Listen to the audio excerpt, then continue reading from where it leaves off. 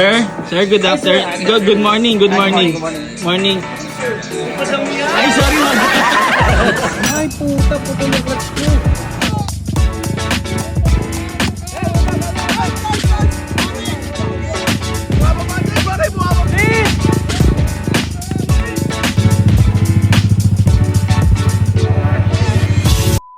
So ayun, good morning mga buddy. Hindi ko na naituloy yung pinaka-vlog natin kagabi. So siguro ngayon ko na lang gagawin to. So yeah, kakagising lang namin. So ang unang gagawin natin is linisin natin to si Jerox. Dahil sobrang dumi, sobrang daming pinagdaanan. So tingnan nyo naman, ang dumi niya no. Ayun no, tingnan nyo, napakakapal ng dumi. So ayan, lilinisin natin dito. Grabe yung dumi. So dito ko na lang din isasama yung mga nakuha nating videos kahapon. So ito yung kalagayan natin ngayon, nasa beachfront tayo.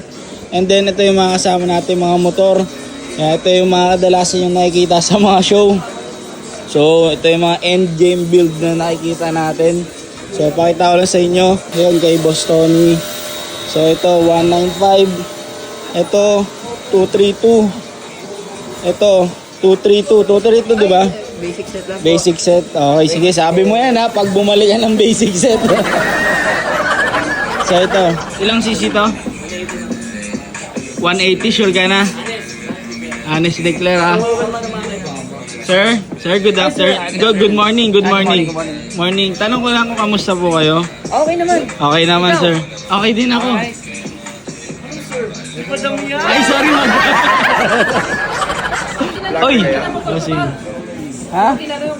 Ay, at tanong ko lang po kayo, ano pong karga ng motor niya? Cam gear lang, tsaka cam lang. Bali, 140 takbuhan ko. 140 takbuhan mo? Pigil pa yun. Team TNS, Pigil pa yun. silent 5 lang. Let's go. Ito. Sir, anong karga ng motor mo, sir? Ano boss? Isang damit, dalawa.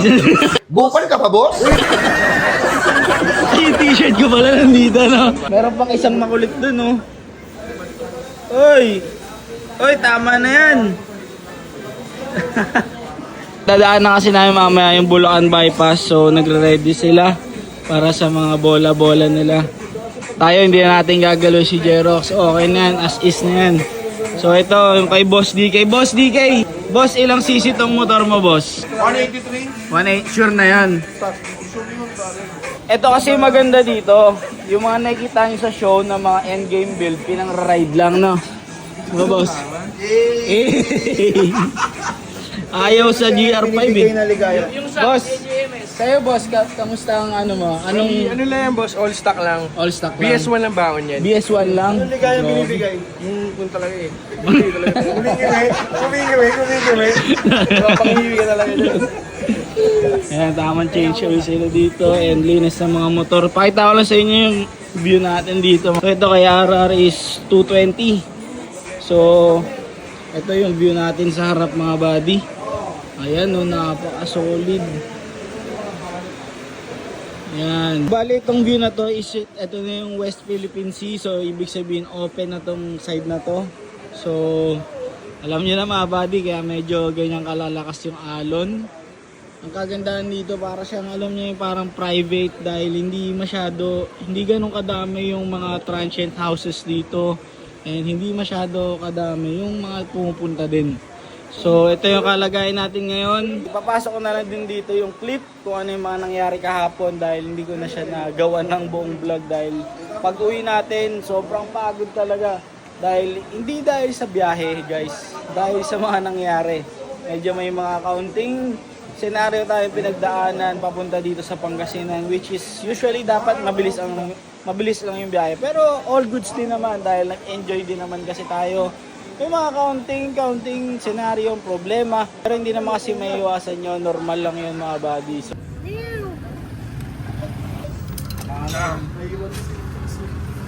Yung tumalasing. kumalas na. Ay, puta, puto yung clutch ko. Kumalas na.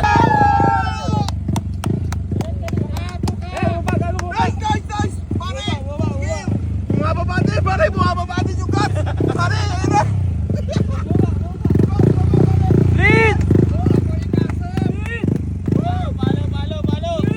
Pare, buka mo! Hindi po kamo pa. Fire, blink pa. Blink pa.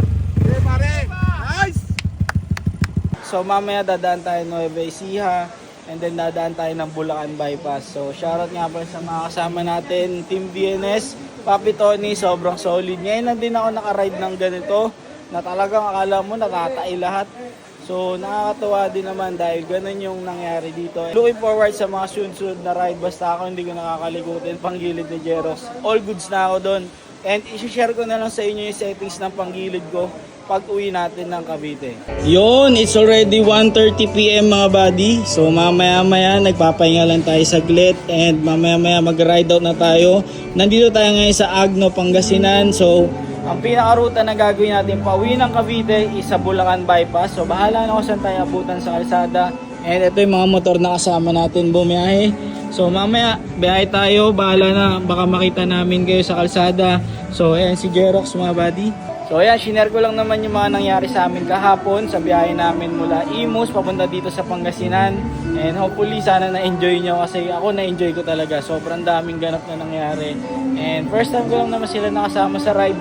Enjoy din. So looking forward sa mga susunod na ride. So ayun lang mga buddy, ride safe po sa atin lahat. Kita-kits po tayo sa kalsada mamaya. Let's go!